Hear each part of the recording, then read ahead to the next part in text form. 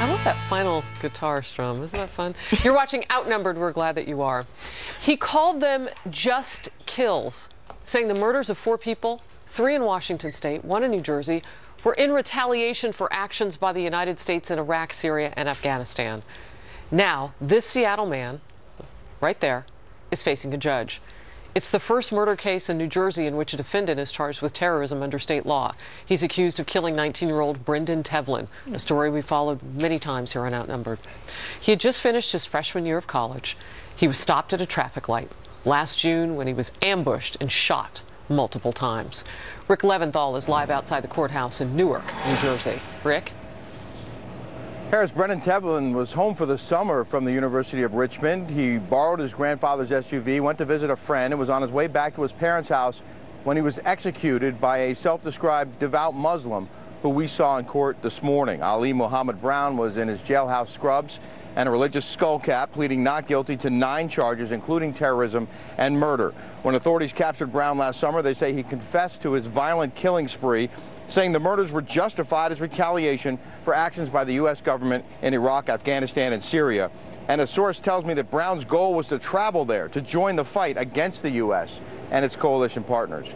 Eventually, Brown will be brought back to Washington state to face charges in the murders of 3 men last April and June, 2 of whom he shot execution style as they sat in their car. The third as he walked down a street in a Seattle suburb. And then he came to New Jersey, where he's accused of armed robberies, carjacking, and the senseless murder of Brendan Tevlin, whose parents were asked how they're holding up. Best we can. Yeah, as you can imagine. It's going to be a long process. It's a parent's worst nightmare, and it happened to us. Your reaction to seeing the defendant in court today? No reaction. He doesn't deserve a reaction. Allison Tevlin said they're honoring Brendan's memory by being true to his motto, good vibes and easy living.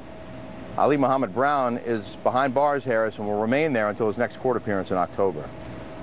Rick Leventhal, thank you very much. Arthur, I come out to you first, just to kind of get your impressions, first of all, of this case. I mean, it's the first of its kind tried like this in the state of New Jersey. Well, first of all, from a human perspective, I think what the mom said is, it's a parent's worst nightmare, and it is. It's also law enforcement's worst nightmare.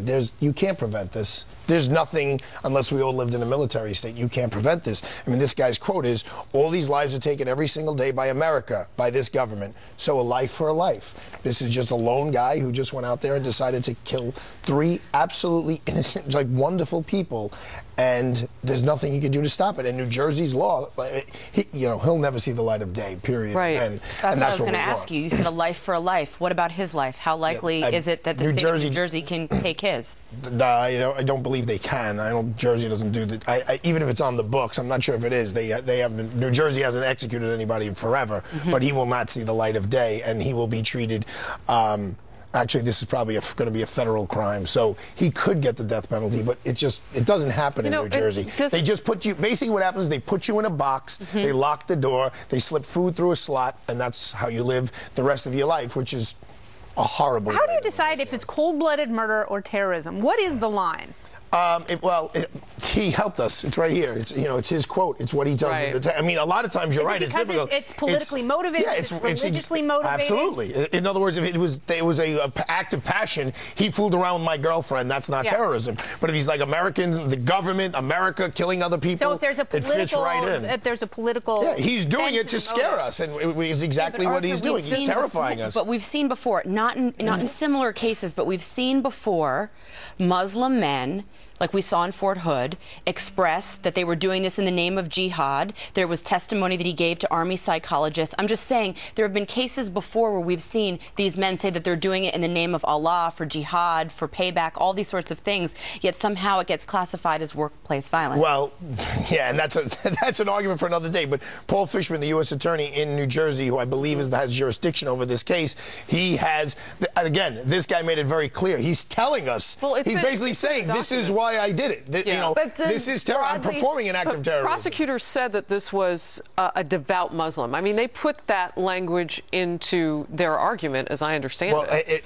And he's also making it part of the narrative. It's not, you know, if he didn't raise it, they probably wouldn't raise it. So he's raising it. Broadly speaking, does this move us forward in any way on our fight against homegrown terror? Does this case make any All it does, it just becomes more scary. It just shows you how we're all at risk and how that poor grandfather has to live with the fact that if I didn't lend my grandson the car, he wouldn't have had the car. And it's there's nothing good, there's nothing positive that comes out of this situation whatsoever. Tevlin was tragic. A really good kid. Yes. And I live in New Jersey. It really shook people All of those kids, the other kids as well. I mean, it's just all of those senseless, random acts of death. Yes. All right. Arthur, thank you. Well, it's not just Baltimore. The surge in crime is hitting major American cities from coast to coast. And what explains the rise in violence and why protests against police in recent months could be a factor? Plus, the Dallas Cowboys proudly celebrating a star players' brawl. Is this what they should be high-fiving about? Well, it is a violent game, I suppose. Or is it sending the wrong message?